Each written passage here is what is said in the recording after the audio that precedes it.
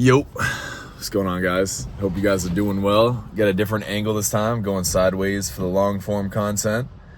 Hopefully this video will be relatively short, but today I just want to talk about taking action. Because, my last video was about, I guess I opened up talking about like anxiety and just kind of feeling stuck. So I feel like, if you want to get rid of that anxiety, if that's like your main focus right now, like if your main obstacle or just complaint or problem or issue is anxiety and just that feeling of like hopelessness, my advice would be to just take action. And whatever that has to be, like whatever is just being called on your heart, like that hard thing, attack that hard thing. And it might not be like easy to attack that. There might be some steps that you need to take in order to warm up to that. Yeah, that's fine. But my advice would be, if you can today, just tackle that one thing that's like stressing you out the most. Whatever's stressing you out the most, you're like, dude, I need to do that, or that's going to get me this. Whatever it is, it's not going to bring you complete peace. I don't know if there's any such thing as that other than being in heaven with God. But I'm telling you right now, taking that step in that right direction, that's going to make you feel so much more in alignment with your path that God has for you, and it's going to bring you more peace. I'm not saying it's going to be the end all be all. It's not going to be your, nirvana or whatever, but it's going to bring you onto that path, that right path. Like I said, when you wake up, you're either choosing positive or negative. So what are you doing the first thing you wake up? Are you thinking about God, or are you thinking about like woman or men in your case, if you're a woman? But like when you wake up, what's the first thing you do? Do you hit your knees and you pray and you think about God? You talk to God, you ask him to guard your heart, guard your mind, and just let his will be done. The prayer can be simple. It can just be an acknowledgement of God. So I always like to start off with, just thank you, God, for the day. And then, then you get into like, whatever's on your heart, like, oh, this is my anxiety, God, I give this to you. I'll leave this at your feet. And then just as simple as, God, I would just like to pray that your will be done today. Let your kingdom come and your will be done. I pray that every day. Just as soon as I wake up, our Father who art in heaven, hallowed be thy name. Your kingdom come, your will be done on earth as it is in heaven.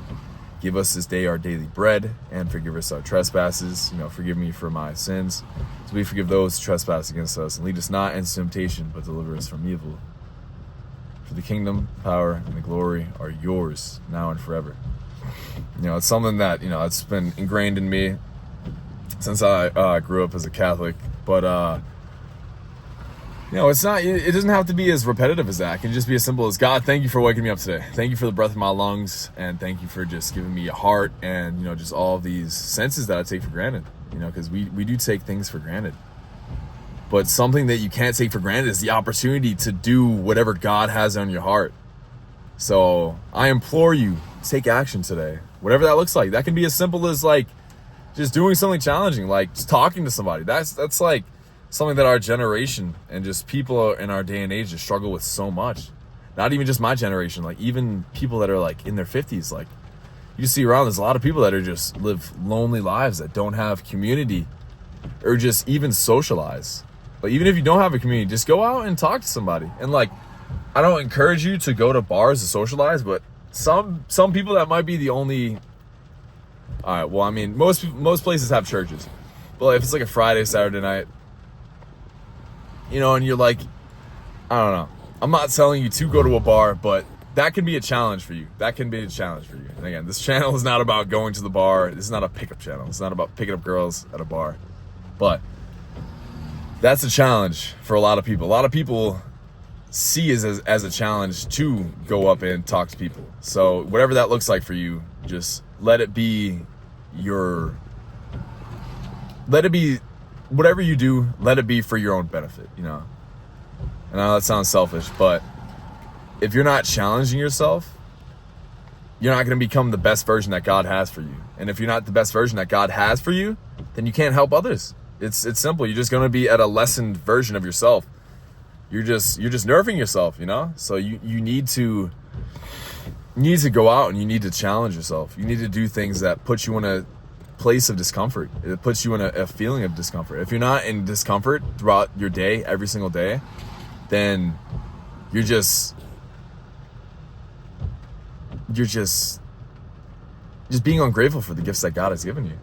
Like, God has given me a beautiful day, a beautiful opportunity to get out here and just speak to people. Like, I had my run clubs today, and just encouraging them throughout the run. I'm not a pastor, I'm not a preacher. We did have a guest pastor today preach to us, so that was dope. Talked about the book of Job, and the main thing is the book of Job. I don't know if you guys are familiar, but I would highly recommend reading it. So Job, he's like, I think it says he is the greatest man in all of the East. So he has pretty much everything you could ask for. He's got all of the sheep, the oxen, like the whole farm. He's got all of it, the houses, children, the land, real estate. He's got everything. So in like a modern day, he'd be like a billionaire. He'd be like, like your Bill Gates or Elon Musk or Bezos. But yeah, man. And then God, he says, oh, this is, there's no one. He's like, he's not saying he's his favorite child, but he's like, this is like, he's the honorable one, And then talks to Satan. He says, hey, Satan, what is, Satan, what you been up to, dog? And Satan's like, just been going to and fro on the earth, just doing his thing. And this is God talking to Satan, and God's like, have you considered my wonderful child, Job? And then Satan's like, yeah, man, what about him? He's like, he's always following my commands. He's done everything. He's a righteous one. And then Satan's like, well, no wonder he's so righteous and so grateful and always doing good and doesn't sin, because you give him all this stuff. And then God's like, all right, well, take it away from him. He's like, I bet you. He's like, all right, you want to make a bet? Basically made a bet. And he's like, all right, dude, here you go. He's in your hands. You can do whatever you want to him. You can take everything away from him. Just don't take his life. Spare his life.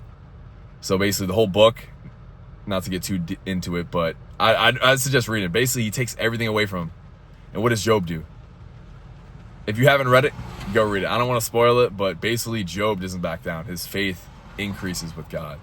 And there's trials and tribulations, but that speaks to me, and I'm sure it does speak to you guys as well, because it's like, dude, God is like, he's so good, and he's given us so many great things that we just take for granted. And there's so many opportunities that I know I could have taken that I haven't, that I've just felt, in the dumps for. And, and it's like, dude, he could take all of that away from you. And when he does, what are you going to do with that? Like, what are you going to do? What's your reaction going to be? And that was a test. Are you going to praise him? And you're going to realize that this is for your greater good?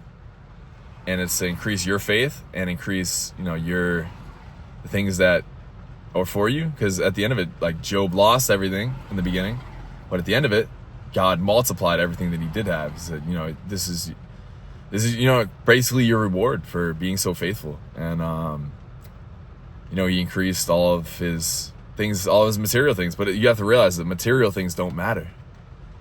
It's the faith, it's the character growth that you have through the trials and tribulations that God's put you through. That's what matters. It's how you treat people. And even when people treat you in a certain way, how do you treat them? So I know that was a lot, but basically, go out there today, be grateful for the things that God has already given you in your life. Apply those things. Apply your gifts that you have. God has given you gifts, man. If you're watching this, bro, you have gifts. You really do. I'm telling you. And if not gifts, then at least blessings. Like, you have a blessing to watch this video. And if you have watched it this far, God bless you. I appreciate you. And I know I don't have a lot of subscribers. I don't have a lot of viewers. But if you're watching this, you are loved. And I appreciate you. Seriously. From the bottom of my heart, I appreciate you. I love you. But yeah, man, go out there. Get it today, man. Just go get it. Whatever it is, man. It doesn't have to be anything crazy, but just do something hard. It doesn't have to be the hardest thing on your list. It doesn't have to be David Goggins level freaking 100 miles hard.